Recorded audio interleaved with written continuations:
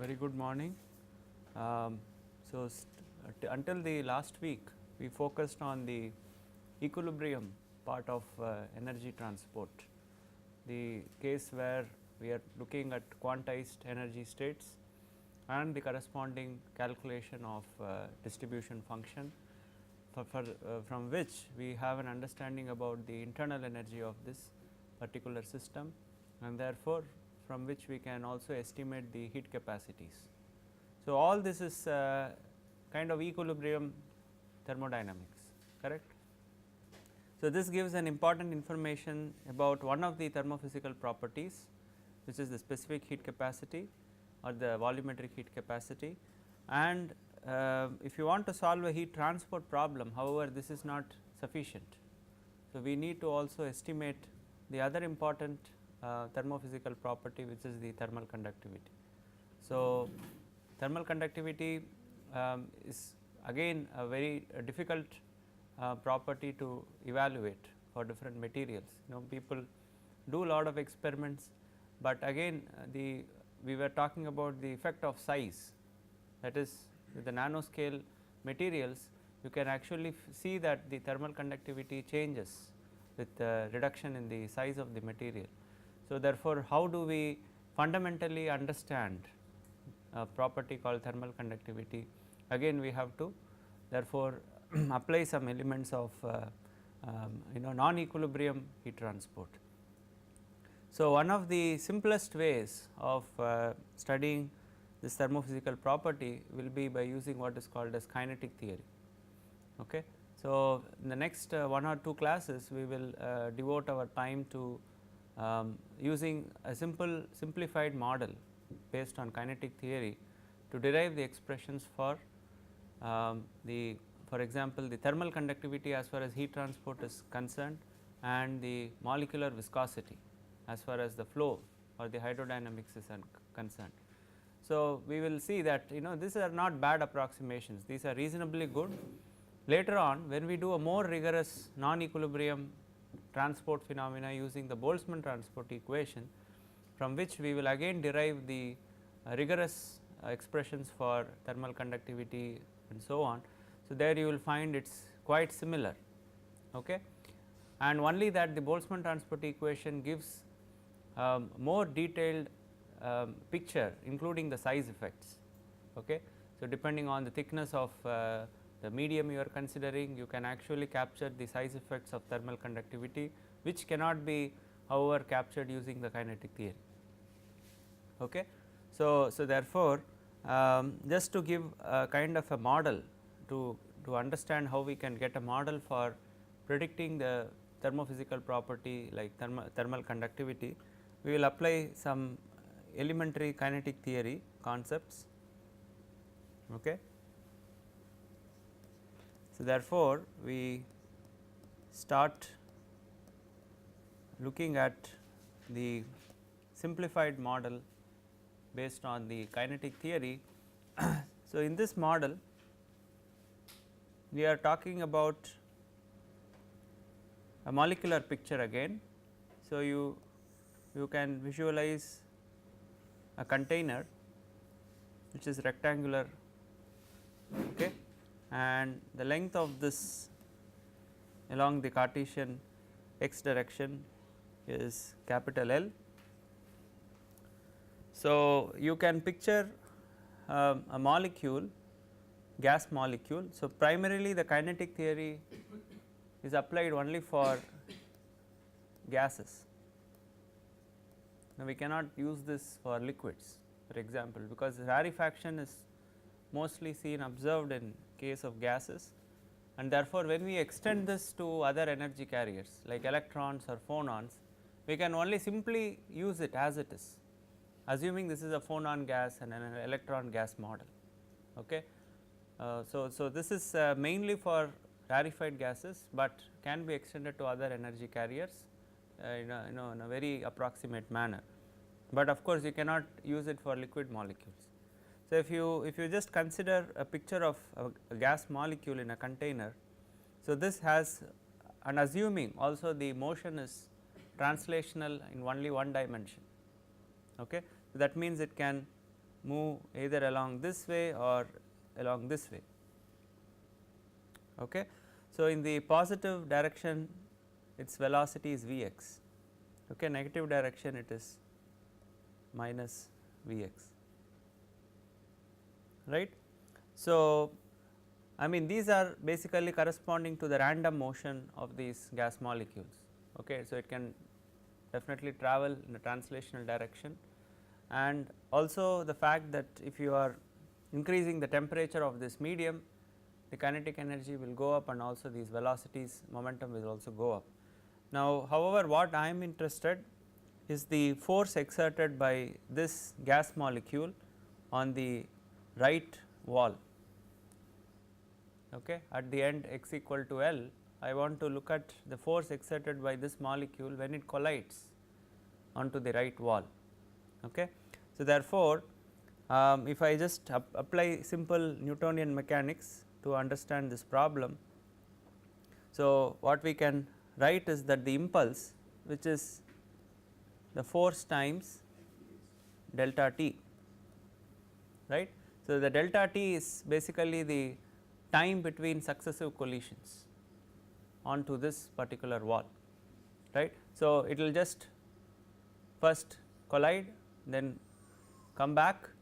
Okay, it might collide here and again it will travel back and again collide. So, that the time difference between two successive collisions onto this is basically your delta t and the resulting change in the momentum. Okay. So, in the positive x direction you have mvx, and in the negative x direction you have minus mvx. So, it just comes and hits here in the positive momentum and then it again rebounds back with a momentum minus mvx. Okay. So, therefore, the change in the momentum is mvx minus of minus mvx. So, therefore, we have 2 times mvx. Okay. So, we are assuming again this collision is perfectly elastic.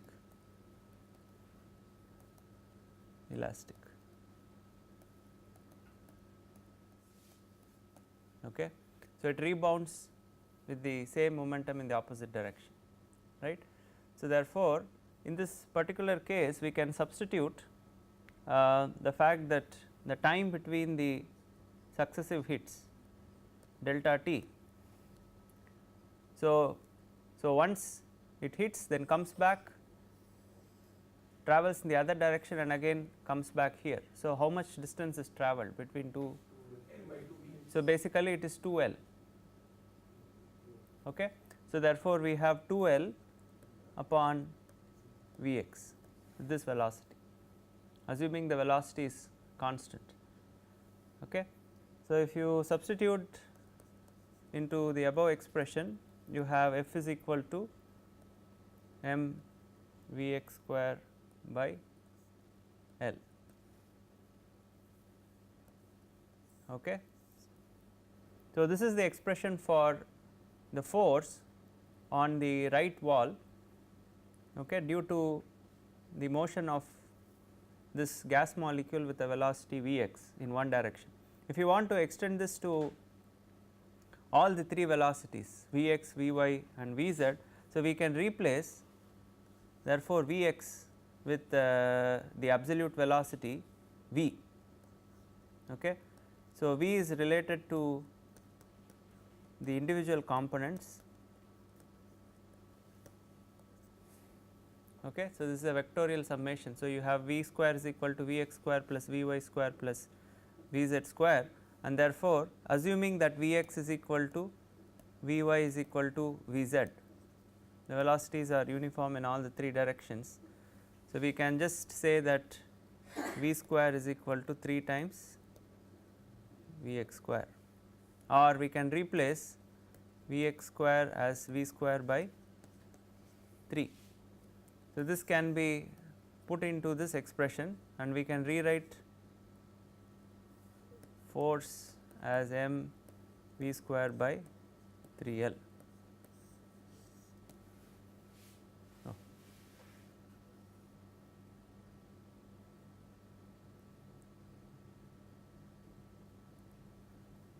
right.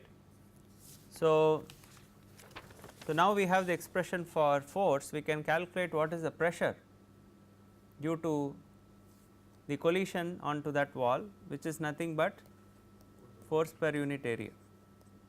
So, the area of cross section we will just say it is A. So, we have m v square by 3 A L. So, therefore, if you have n such molecules, okay, so pressure due to, that is where you really understand pressure, single molecule, I mean it is not really the conventional pressure measurement. So, if you have n number of molecules, therefore, you have n times m v square by 3, and product of A times L is what? Is the volume of that container. Okay. So, therefore, this n by V is nothing but the number density. So, this is the number density of molecules or number of molecules per unit volume of the container, right. So, therefore, if you write this as small n cap as the number density, so you have n cap m v square by 3. So, now if you want to relate this to the kinetic energy of the gas molecule, so we can go ahead further and we can write this as 2 by 3 n cap times kinetic energy, correct. Half m v square is the kinetic energy. So, you can multiply and divide by 2, so that you can write this in terms of kinetic energy. And if you look at our Maxwell-Boltzmann distribution, okay. So, for the case with translational kinetic energy, okay, the kinetic energy in that case that we calculated U, that is nothing but your internal energy. The internal energy contribution was coming only from the translational kinetic energy. If you remember, if you go back, what was the expression that we got for U from the Maxwell-Boltzmann distribution?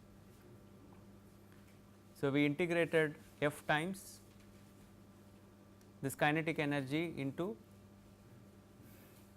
d, and then over all the velocities dvx, dvy, dvz from minus infinity to plus infinity. So, you have 3 by 2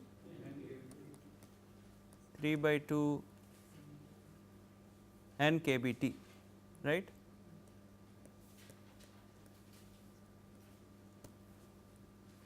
Okay.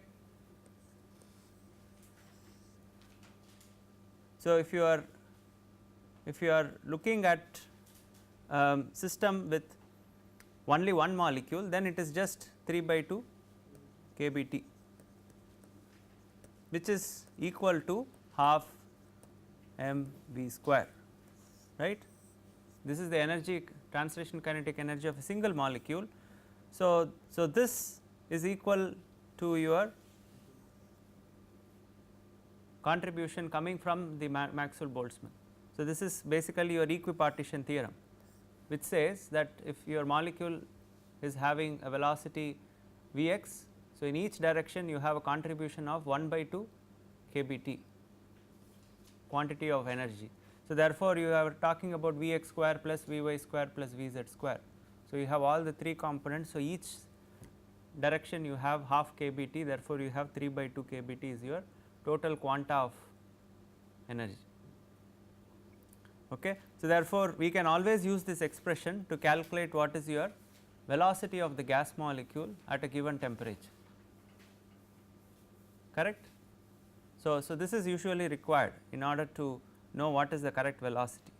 So, that you can therefore substitute into this and calculate your pressure at a given temperature,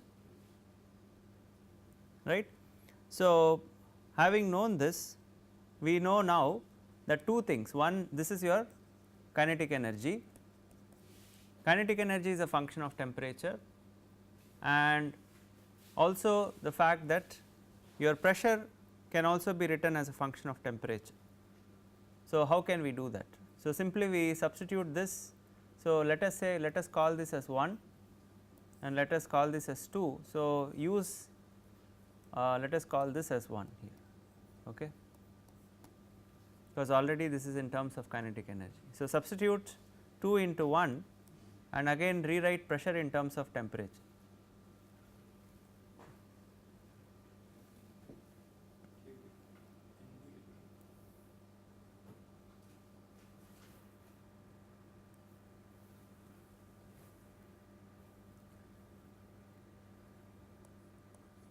So, I am going to rewrite this n cap as capital N by V again. Okay. So, you have P V is equal to n times 2 by 3 kinetic energy is equal to 3 by 2 kBT. So, therefore, that cancels, you have n into kBT, correct, where n is the total number of molecules. So, now what I am going to do is divide and multiply by the number of moles. Okay. So, I will call this n as number of moles. So, I have distinguished from the number density as n cap, number of moles is n. So, therefore, I have n times n by n kBT. So, therefore, my number of molecules divided by number of moles, what is this?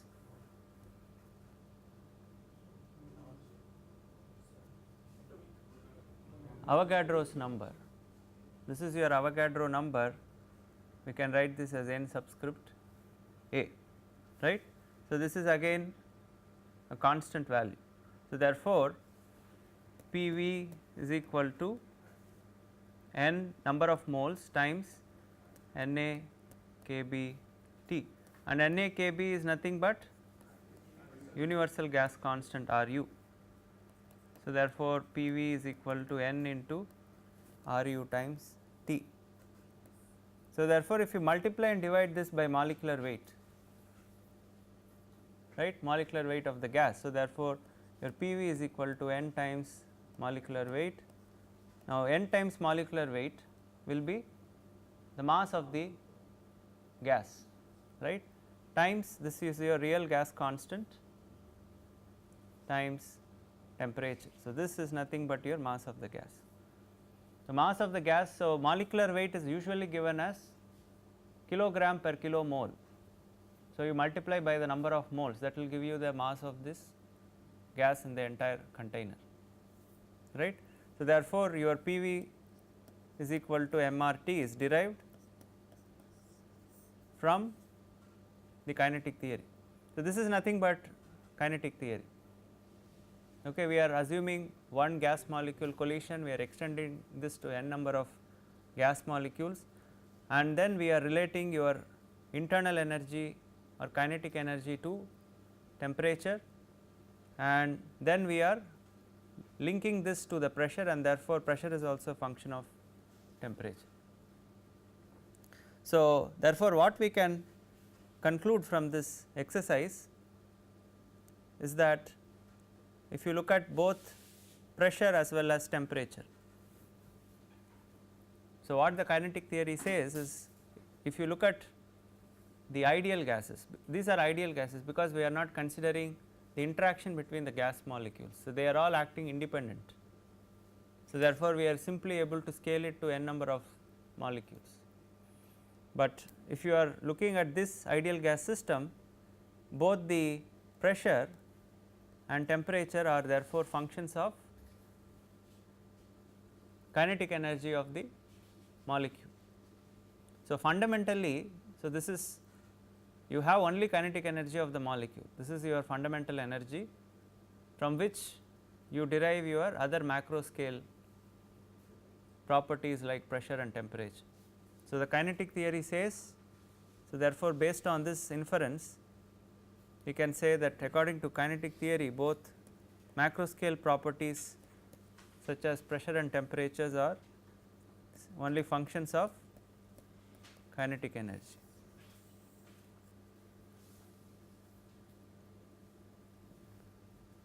Is that clear?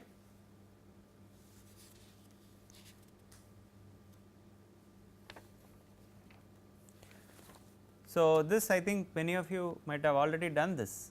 So, you may know how to derive the ideal gas equation of state, and this is already known, but this is basically the foundation of what we are going to do now. So, the next important concept is that if you are considering collision of molecules or energy carriers, you should understand how to calculate the mean free path or the average distance that these molecules or energy carriers travel before colliding with each other. Okay. So, this is another important concept that is obtained by using the kinetic theory. So, therefore, a simple model of calculating mean free path will be to assume that you consider two molecules which have come together and collided with each other.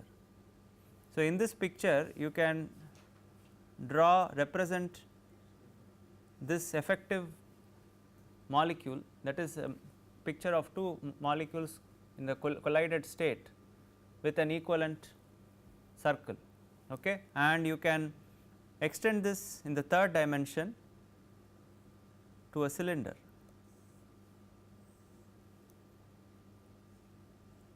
Right. So, if you look at the 2D picture of these two molecules, the effective shape of this is represented by a circle, and you can probably have, now you have this molecules here together, and then you can have molecules into the depth of the cylinder. Okay. So, therefore, let us say the diameter of each molecule is d. Therefore, this diameter here is therefore effective diameter will be 2d, okay. And into the depth we can project this to a cylinder of length L. So, that means you have a picture where you already have a system of collided molecules, and now we have to look at how this propagate and collide with other molecules in the third direction into the cylinder. Okay. So, therefore, now based on this we can define the number density of molecules within this particular volume. So, let us again denote, this is your number density or number concentration within the cylinder volume.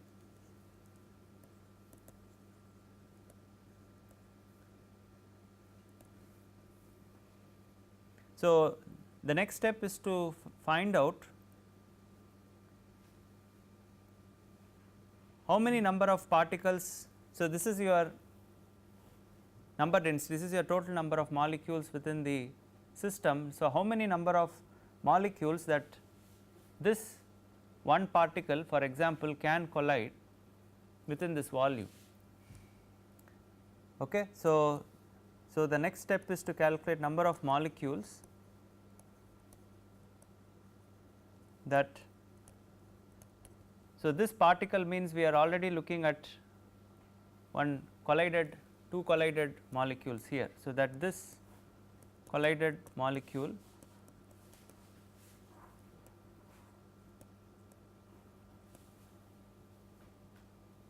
So, because the way we are going to define the mean free path is the distance between two successive collisions.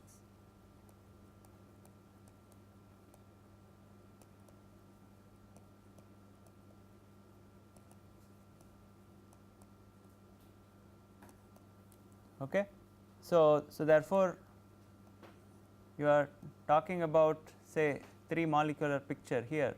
So, first these two molecules collide and then they have to travel a certain distance to collide. So, therefore, you have two successive collisions and you are looking at the effective distance. So, they will move together to collide with the third, or only one would be colliding? Yeah, so this is a simplistic model. The model here says that already we have looked at one collision. Now, the next collision that will happen will give you the mean free path. Okay. So, we have already considered a picture where we are representing this two collided molecules with an equivalent diameter, and we are going to now find out what will be the distance travelled to collide with the next molecule, and that will directly give you a mean free path. Okay. So, therefore, number of molecules that this collided molecule will collide further.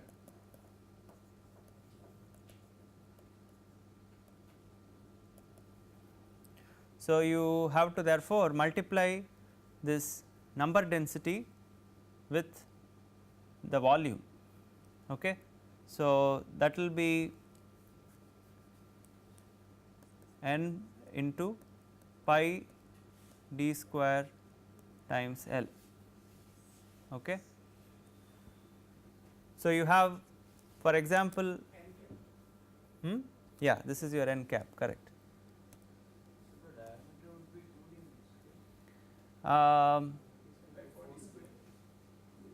Yeah, I think this should be 2D. Yeah, this should be 4D square. However, I think the way that the simplistic model can be assumed, yeah, you can also include this factor. Okay. So, yeah, for example, let us include it right now.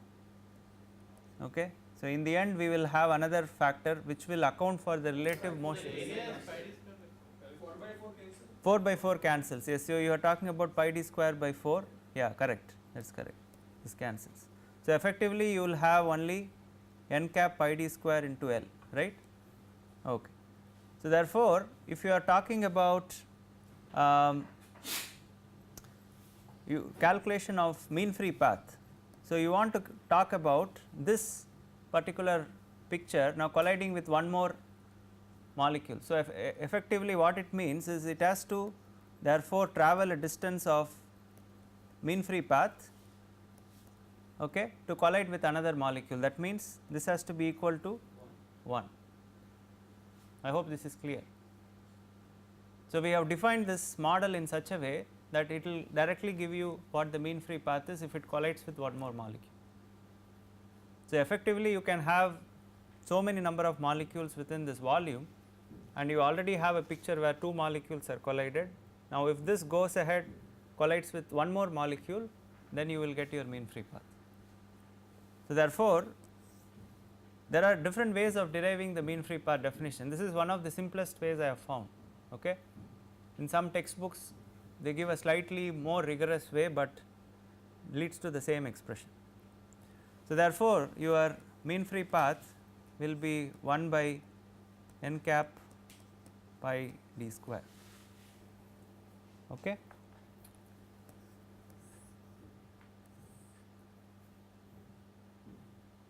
Is it clear?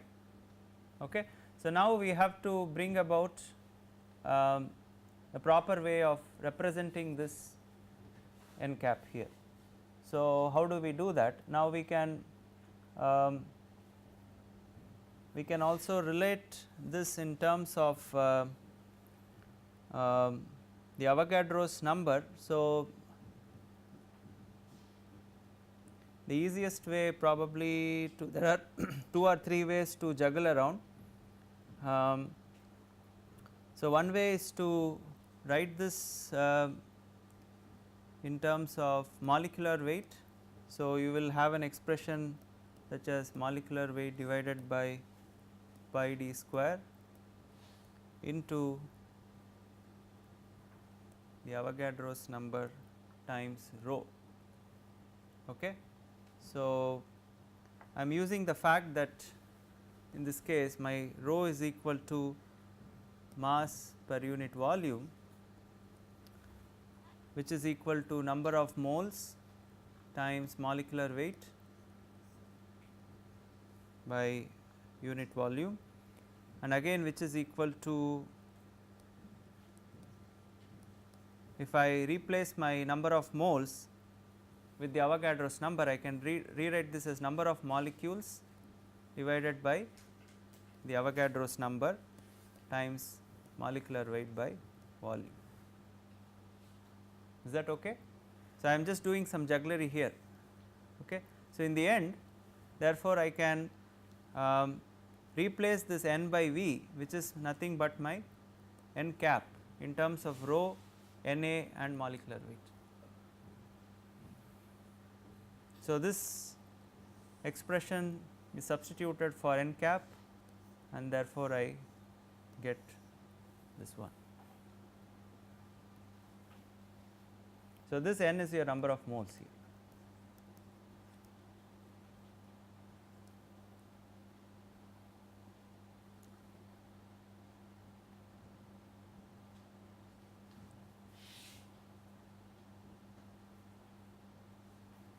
Is it clear? Just do not get confused between n and n cap, because some in the textbook they have used n somewhere, n cap they do not use n cap, they use n for number of moles, somewhere it is density, so on. Okay. So, I hope this part is clear, right. I am writing rho in terms of Avogadro's number, molecular weight and my number density. I am just simply substituting for number density in terms of therefore density and molecular weight. So, let me call this as equation number 1.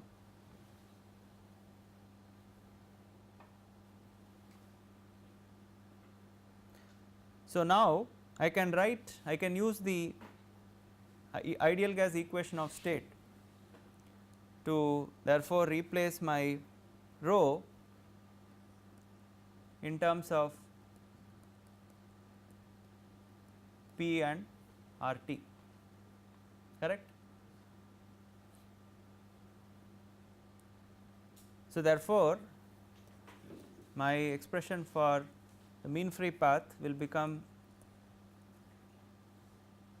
molecular weight times RT by pi d square Na times pressure.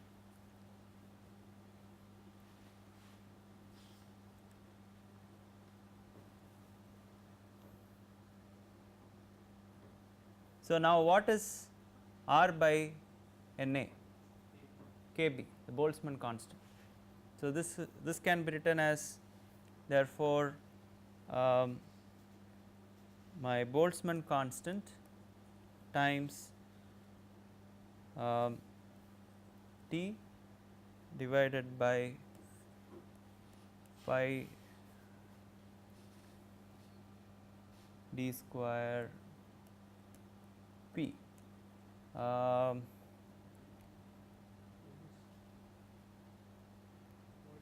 Yeah, so I think we have Kb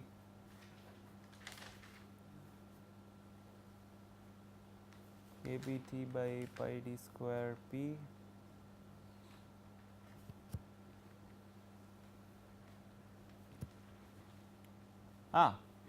so we have therefore this is your I mean real gas constant here. So, therefore, this can be written as your Ru. Okay. So, therefore, now Ru by Na becomes Kb. Okay. So, finally, we have therefore, we can relate the expression for mean free path as a function of temperature and pressure. Okay. So, we have two macro scale properties which we have evaluated before, correct. One was the temperature, right, which we can evaluate from this expression, and the other was pressure, which we can evaluate from this expression here. So, both are functions of kinetic energy. So, once you get the expression for pressure and temperature, so we can simply substitute that into this and calculate what is the mean free path for that particular energy carrier. Okay. So, just to do a simple example, so now this is your fundamental expression. However, there is a correction to this, because we are assuming that this system of two collided molecules is going to move and hit the other molecule, but there is also a relative motion, the other molecule is also moving already. So, therefore, in order to account for that correction, the effective mean free path is going to now be reduced, because this molecule will be moving, this molecule is also moving. So, it does not have to move that much like this expression. So, to correct for that relative motion, we have to have a factor of 1 over root 2. Okay.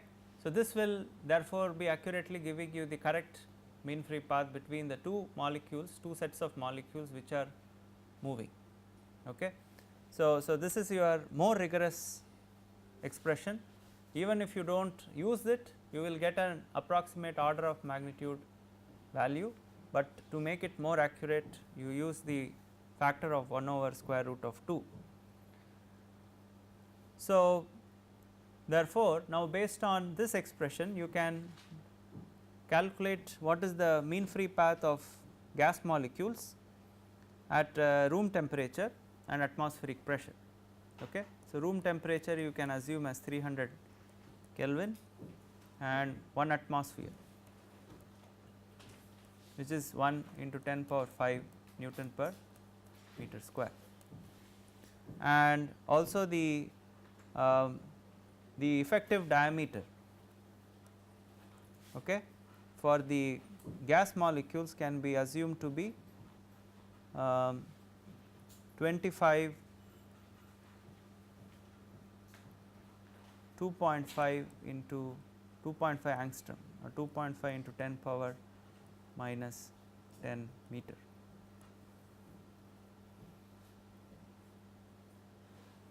Okay.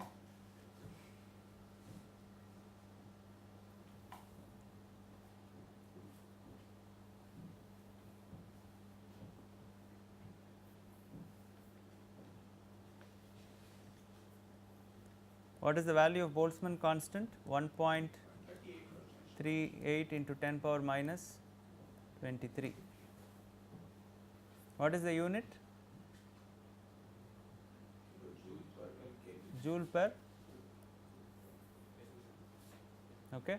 So, simple thumb rule is this should be equal to kBT.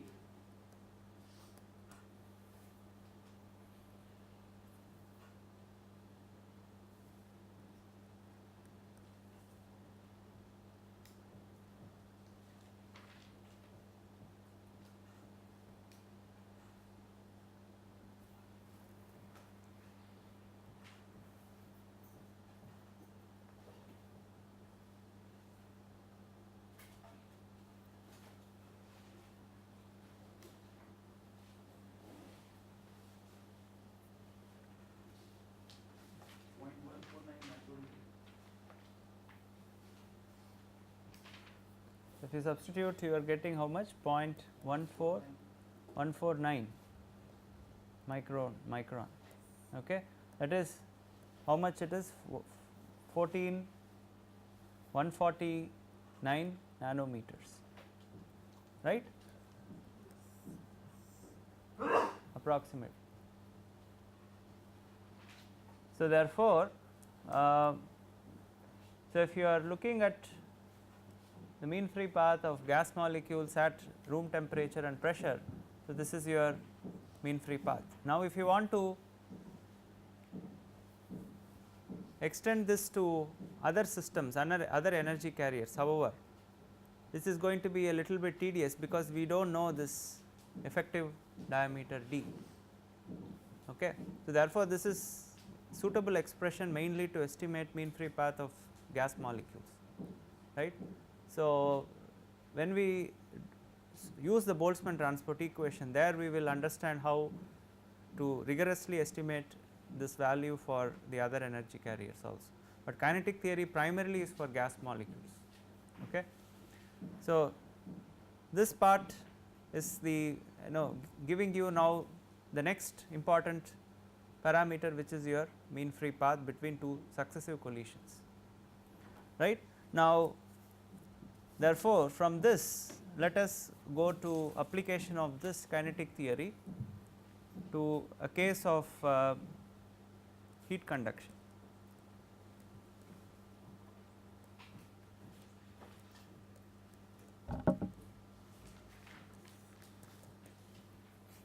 Okay.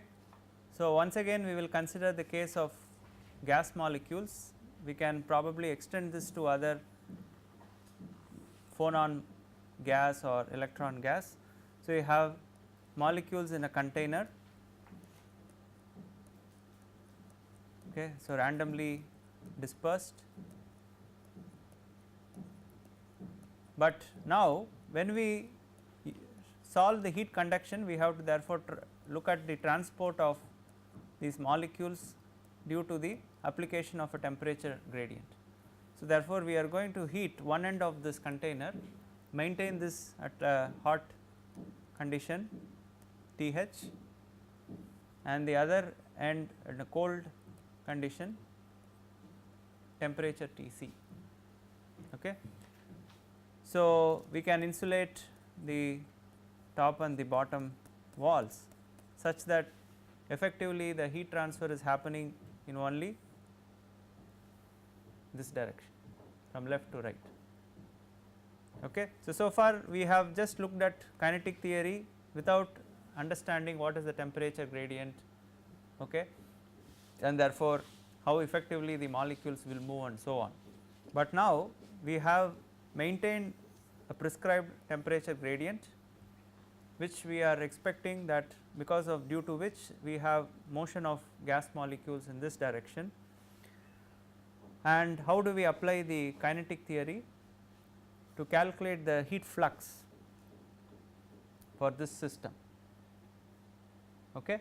So, the first step here is to look at an interface, some imaginary interface. You can just draw a line, vertical line, okay, which will allow flux of these particle density to move across.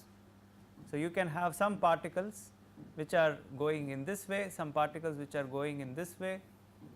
Effectively, there should be a flux which is moving from left to right, okay, which means that therefore, there is a conduction of heat, and therefore, these molecules are effectively moving in this direction to conduct this heat.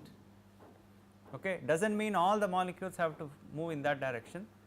You can have molecules moving this way, but effective flux, the net flux of these molecules crossing this interface should be from left to right.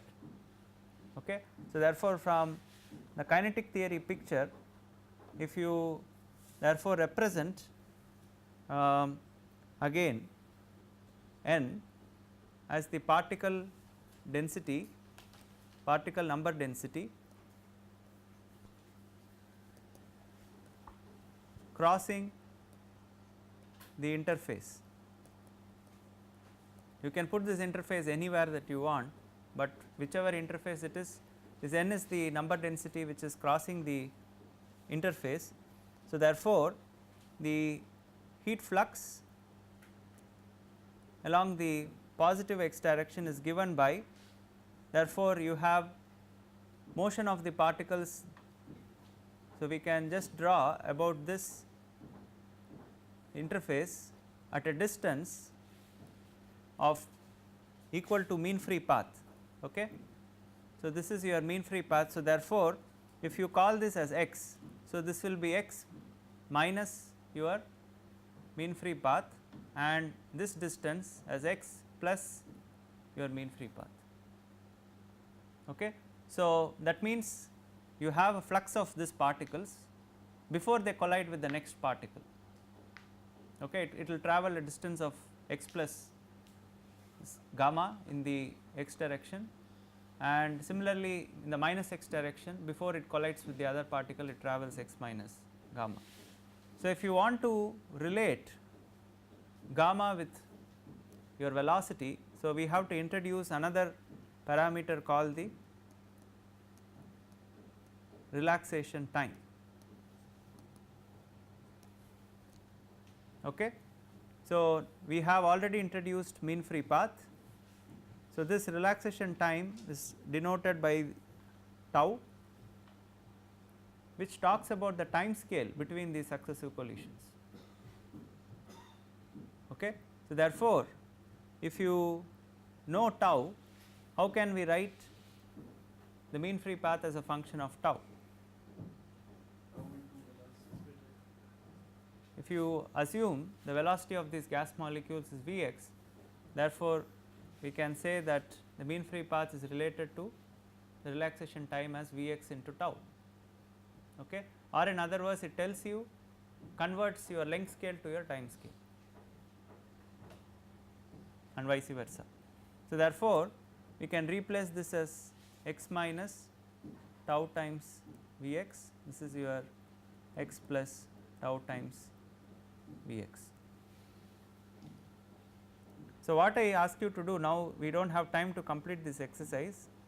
So, based on this picture, I have given you your n is, you can also write this as n cap to be consistent, number density crossing the interface. You can calculate what is your net flux, okay, across this interface.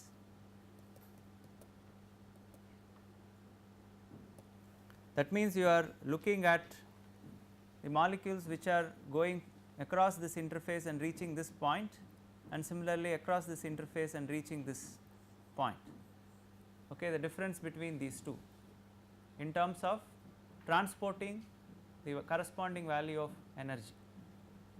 Okay. The molecules which are going from here to here is carrying a certain amount of energy with that.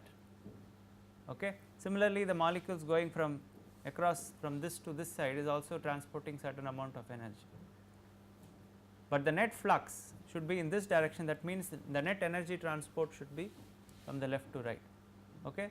So, you try to write down, let us say that the energy of each of these molecule is E, this is your kinetic energy, right, and you also know the velocity Vx. Okay. So, therefore, you can write down the net energy flux going in the positive x direction, net energy flux going the negative x direction, and therefore the net flux across the interface using that. So, you please do that exercise and we will start from that point tomorrow. Okay. So, the kinetic theory as such, it is a very simplistic argument. So, we are just simply looking at a picture of molecules, and we just look at how much of energy flux can cross a particular interface before it can collide and transfer the energy to the other molecule and so on. So, by this we can still derive a reasonably approximate expression for thermal conductivity, and same way we can extend this to also dynamic viscosity. We can use this to derive the expression for dynamic viscosity based on the Newtonian model, tau is equal to mu du by dy. Similarly, we can use this for deriving the expression for mass diffusivity, that is the Fick's law of diffusion. So, all the diffusion phenomena including momentum diffusion, mass diffusion, energy diffusion, heat diffusion can all be derived in a kind of an empirical way using this kinetic theory. Okay. So, by tomorrow we will be able to also look at the Newton's shear stress relation, that is the momentum diffusion also, and kind of conclude the kinetic theory and move ahead with the non-equilibrium transport. Okay.